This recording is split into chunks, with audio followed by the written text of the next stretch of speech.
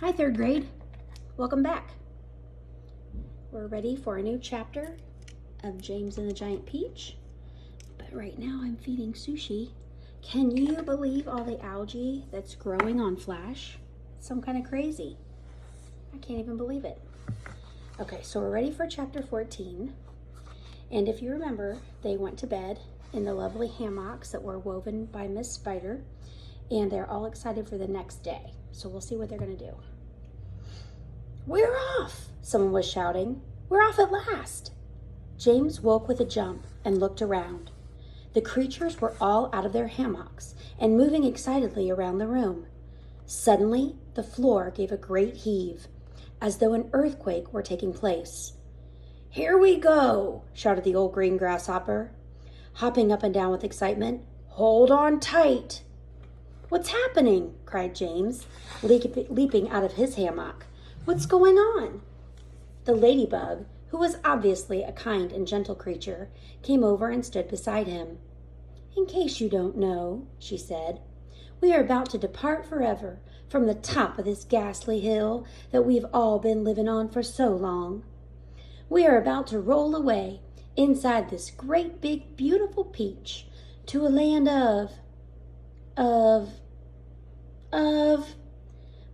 to a land of... "Of what?" asked James. "Well, never you mind," said the ladybug. "But nothing could be worse than this desolate hilltop and those two repulsive aunts of yours." "Hear, hear," they all shouted. "Hear, hear."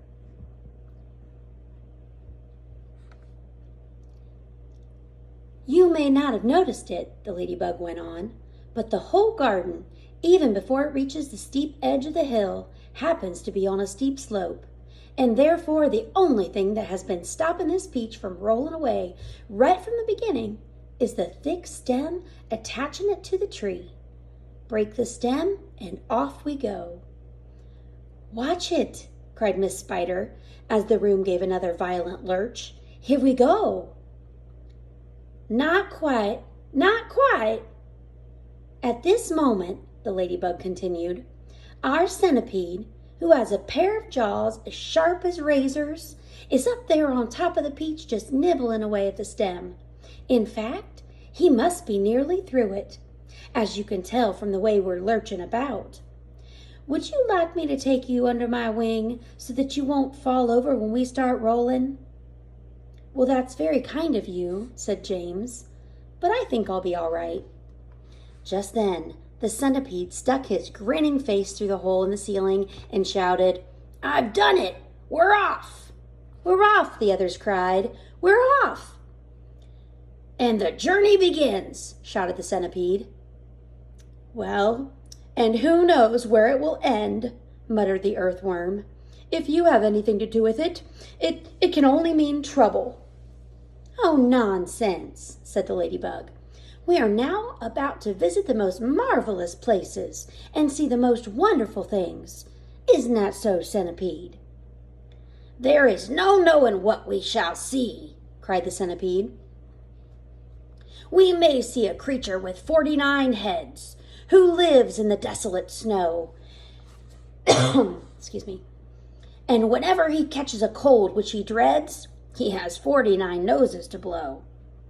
We may see the venomous, pink-spotted scrunch, who can chew up a man with one bite. If he likes to eat 5 of them roasted for lunch, then he'll eat 18 for supper that night." Excuse me. "We may see a dragon, and nobody knows that we won't see a unicorn there. We may see a terrible monster with toes growing out of the tufts of his hair. We may see the sweet little bitty bright hen, so playful, so kind and well-bred. And such beautiful eggs. You just boil them and then they explode and they blow off your head. A rhinoceros, surely you'll see. And that enormous and horrible gnat, whose sting when it stings you and goes in your knee, comes out through the top of your hat. We may even get lost and be frozen by frost, We may die in an earthquake or tremor. Or nastier still, we may even be tossed on the horns of a furious dilemma. But who cares? Let us go from this horrible hill.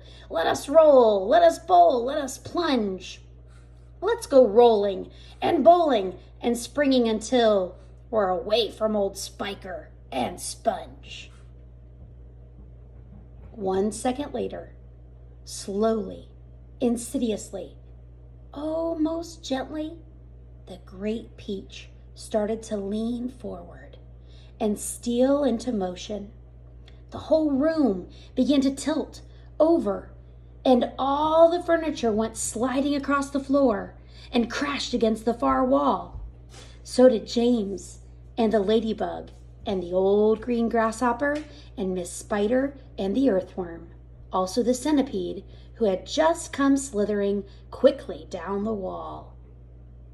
Let's see where they roll to next.